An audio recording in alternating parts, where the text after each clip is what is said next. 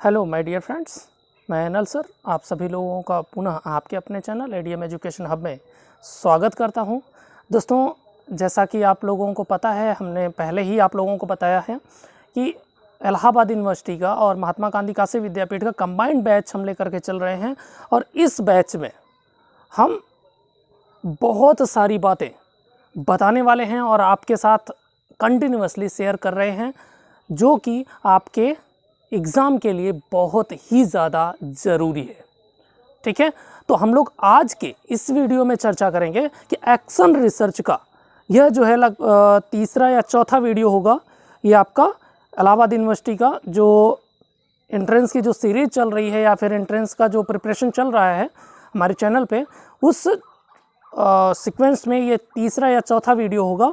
इस वीडियो में हम लोग देखने वाले हैं स्टेप्स ऑफ एक्शन रिसर्च। चलिए देर ना करते हुए स्टार्ट करते हैं। एक एक चीज़ को, एक एक पॉइंट को अच्छे से देखेंगे और कहाँ से क्वेश्चन बन सकता है, क्या प्रोबेबिलिटी होगी, उसकी भी चर्चा हम लोग करेंगे। कल हमने जैसे जो कल क्वेश्चन बन सकता था या फिर जो एक्शन रिसर्च क्या होता है, एक्शन रिसर्च के का जो साइकिल होता है वो क्या है, इसके बारे में हमने कल ऑलरेडी चर्चा आपसे कर ली है या इसके पहले वाले वीडियो में हम लोगों ने चर्चा कर ली है। इसके साथ ही साथ उससे रिलेटेड किस प्रकार के क्वेश्चंस आएंगे उसको हमने सेकंड या थर्ड वीडियो में हमने चर्चा कर ली है। अब इस वीडियो में हम लोग केवल स्टेप्स के बारे में चर्चा करेंगे और स्टेप्स के बारे में चर्चा करने के साथ ही साथ इससे रिलेटेड जो क्वेश्चंस पूछे जाने की संभावनाएं हैं उसके बारे में भी चर्चा करेंगे। चलिए, सबसे पहले जो स्टेप होता है, चाहे वो कोई भी रिसर्च होगा, चाहे वो एक्शन रिसर्च हो, चाहे वो फंडामेंटल रिसर्च हो, चाहे वो आपका अप्लाइड रिसर्च हो या क्वालिटेटिव रिसर्च हो, क्वांटिटेटिव रिसर्च हो, हर एक रिसर्च में क्या होता है, सबसे पहले सिलेक्शन ऑफ द प्रॉब्लम होती है। क्या होता है? सिलेक्शन ऑफ द प्रॉब्लम, जैसा कि यहाँ पे आपको सबसे पहले नंबर पर दिख रहा है। तो सिलेक्शन ऑफ द प्रॉब्लम में हम उसके पहले भी एक प्रोसेस करते हैं, जहाँ पर एक्शन रिसर्च में या किसी भी प्रकार की रिसर्च हम अगर करने जाते हैं तो जो सबसे पहले, इसके पहले जो एक हिडन हमारा और भी स्टेप होता है वो क्या होता है कि हम समस्या का चुनाव तो कर लेते हैं, लेकिन समस्या के चुनाव से पहले हम सब्जेक्ट का चुनाव करते हैं, क्षेत्र का चुनाव करते हैं,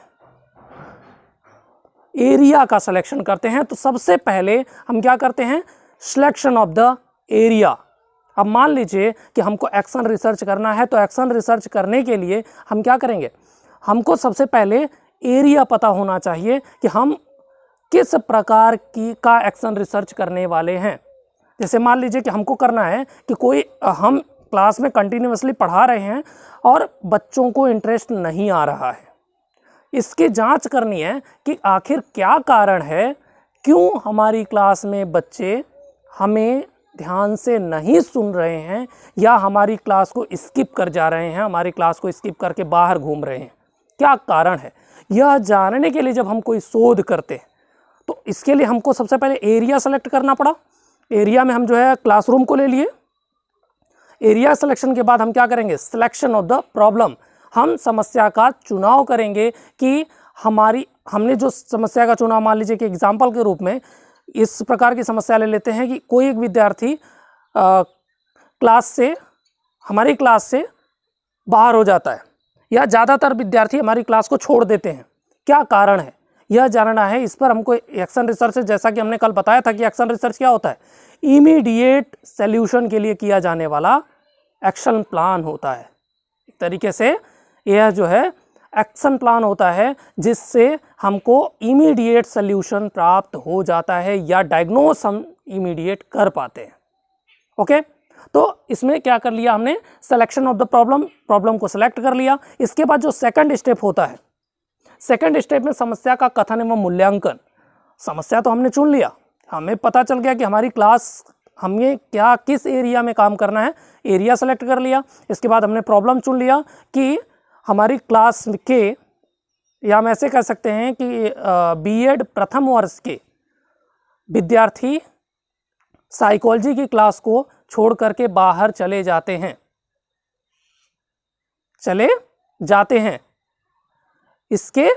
इसका क्या कारण है? इस प्रकार की हमारी एक प्रॉब्लम आ गई।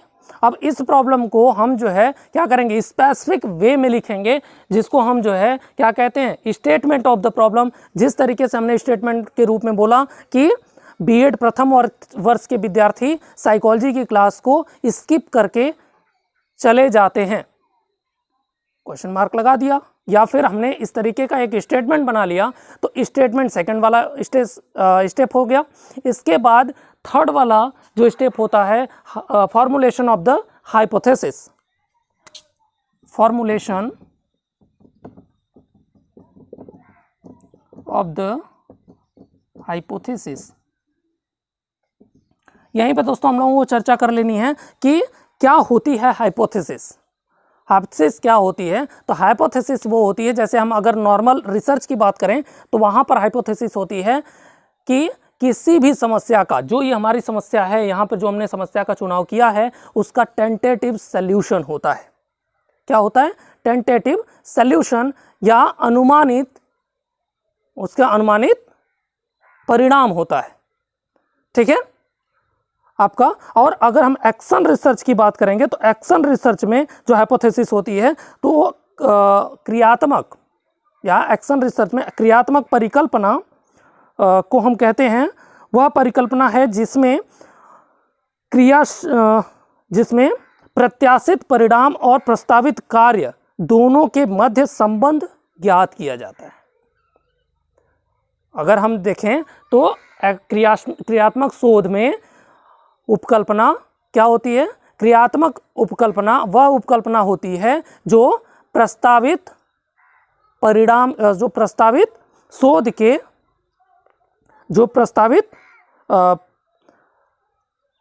जो प्रस्तावित परिणाम के और प्रस्तावित कार्य के बीच का संबंध बताती है।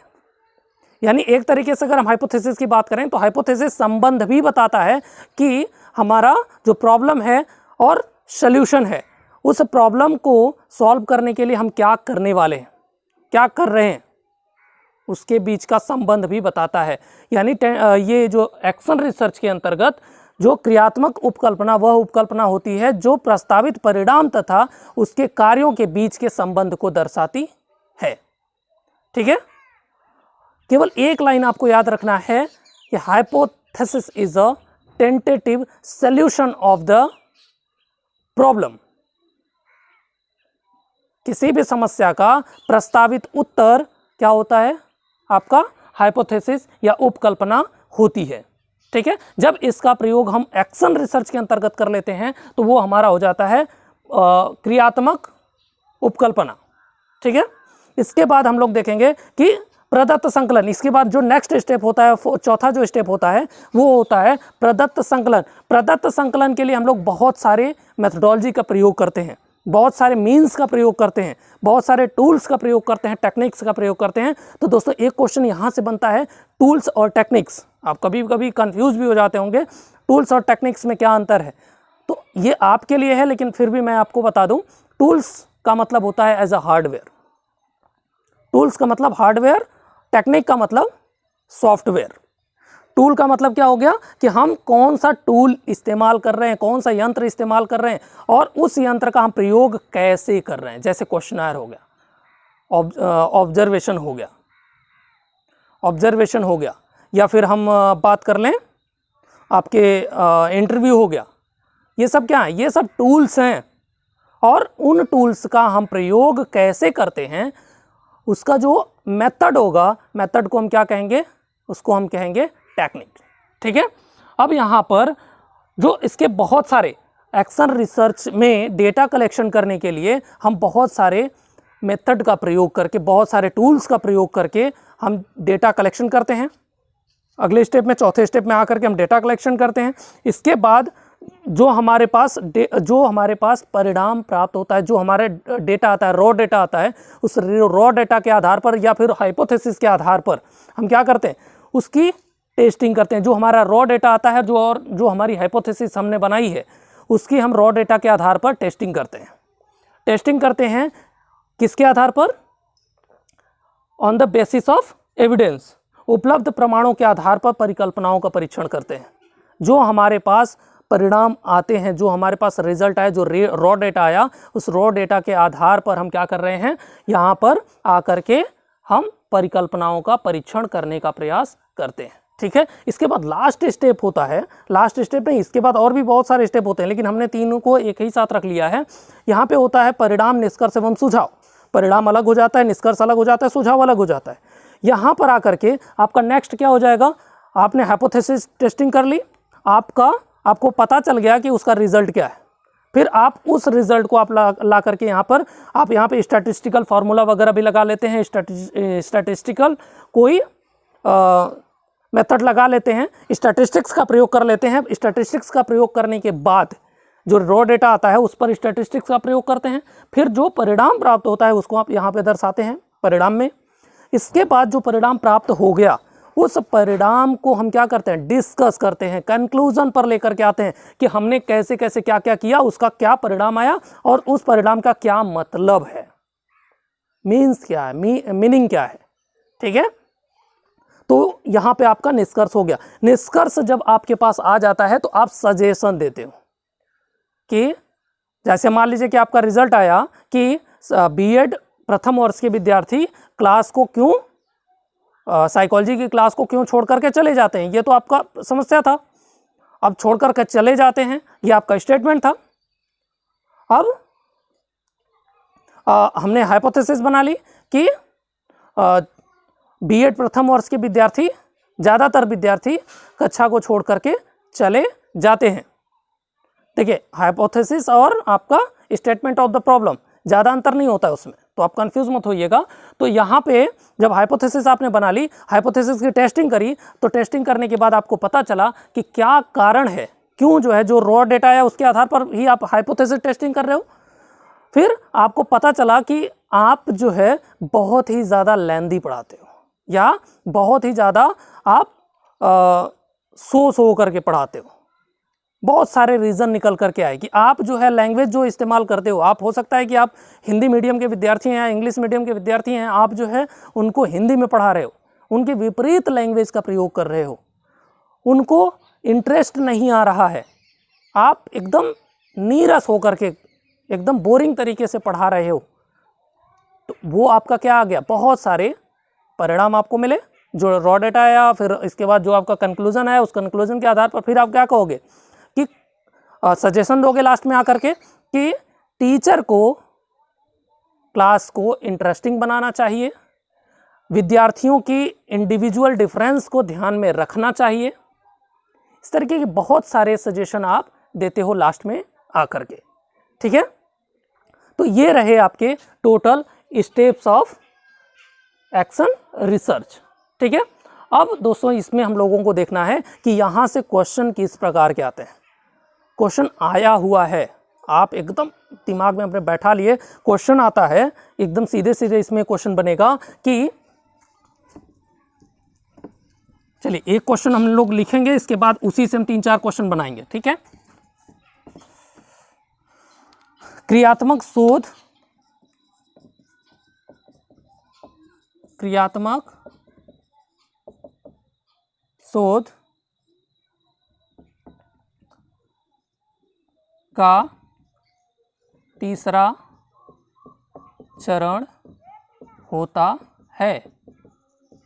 ठीक है, तीसरा चरण होता है। अब मान लीजिए पहला दे दिया यहाँ पे समस्या का निर्धारण, दूसरा दे दिया विषय का चयन,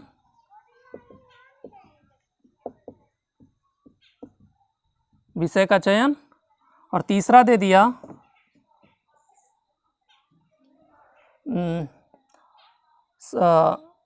उपकल्पना का निर्माण या परिकल्पना का, उपकल्पना का निर्माण। ठीक है, इसके बाद एक और ऑप्शन दे दिया आपका समस्या का निर्धारण हो गया, इसके बाद स्टेटमेंट ऑफ द प्रॉब्लम, इसको क्या कहेंगे हिंदी में कहेंगे समस्या का अभिकथन, अभिकथन। ठीक है, अब जो हमने आपको बताया है, जो चरण बताए हैं, उस चरण के आधार पर आपको बताना है कि तीसरा चरण कौन सा होगा। ठीक है, अब पहला क्वेश्चन तो इस तरीके से बन जाएगा। इसका आंसर आपको ढूंढ करके आपको कमेंट बॉक्स में देना है, कमेंट आप कर दीजिएगा, बहुत आसान क्वेश्चन है। दूसरा क्वेश्चन इसमें से बनेगा, इसमें से क्रियात्मक शोध का चरण कौन सा नहीं है, सा कौन नहीं है। ठीक है, अब आपको बताना है कि इसमें कौन सा चरण नहीं है, क्या क्रियात्मक शोध में नहीं होता है। ओके, 2 क्वेश्चन हो गया। इसके बाद तीसरा क्वेश्चन बन जाता है आपका, कभी कभी पूछता है कि क्रियात्मक शोध की उपकल्पना क्या होती है। क्रियात्मक शोध की उपकल्पना होती है। ठीक है, तो क्रियात्मक शोध की उपकल्पना को हमने बताया आपको कि जो आपका प्रस्तावित परिणाम होता है और जो आप उसके लिए कार्य करते हो, दोनों के बीच का संबंध होता है। तो उसमें एक स्टेटमेंट दे सकता है कि पहला सही है, दूसरा सही है, तीनों सही है, या उपर्युक्त में से कोई सही नहीं है। ठीक है, इस तरीके के क्वेश्चन, ये क्वेश्चन जो है आपका प्रीवियस ईयर में आया हुआ है। और मैं आपको जो कुछ भी पढ़ा रहा हूँ, आप एकदम निश्चिंत रहिए कि आप अगर इतना पढ़ लेते हैं और थोड़ा सा आप मेहनत करते जाते हैं, जैसे हम एक्शन रिसर्च पढ़ा रहे हैं, तो एक्शन रिसर्च आप अपने खुद से पढ़ लीजिए। हम नोट्स आपको प्रोवाइड करा देंगे, पूरा नोट्स भी आपको प्रोवाइड कराएंगे, पूरा आपको स्टडी मटेरियल जो कुछ भी होगा, ज़रूरत पड़ेगी तो आपका जो डाउट सेशन होगा, उसको डाउट होगा उसको भी क्लियर करने के लिए डाउट सेशन भी हम अरेंज करेंगे, आपके लिए लेके आएंगे। जितना ज़्यादा आप मेहनत कर सकते हैं उतना आप करिए, और आपकी मेहनत जितना आप करेंगे उससे हम 1% ज़्यादा, 2% ज़्यादा ही हम आपके लिए मेहनत करेंगे। तो मिल करके हम लोग मेहनत करेंगे। आपका संकल्प, आपका प्रयास और हमारी हेल्प या हमारा प्रयास, आपका संकल्प हमारा प्रयास, दोनों को सफलता दिलाएगा। ठीक है, चलिए, उम्मीद करता हूँ कि आप लोगों को मेरा यह प्रयास अच्छा लग रहा होगा और ज़्यादा से ज़्यादा लोग, आप लोग मेरे इस प्रयास के साथ जुड़ेंगे। इसी के साथ हम आज की इस वीडियो को ख़त्म करेंगे। ठीक है, अगर आप लोगों को मेरा यह प्रयास अच्छा लग रहा हो तो प्लीज़ वीडियो को लाइक, शेयर और कमेंट, वीडियो पर कमेंट करना नहीं भूलिएगा, और चैनल पर नए हों तो सब्सक्राइब करना नहीं भूलिएगा। फिर मिलते हैं हम लोग नेक्स्ट वीडियो में नए टॉपिक और नए जोश के साथ। Okay, bye bye, take care, all the best.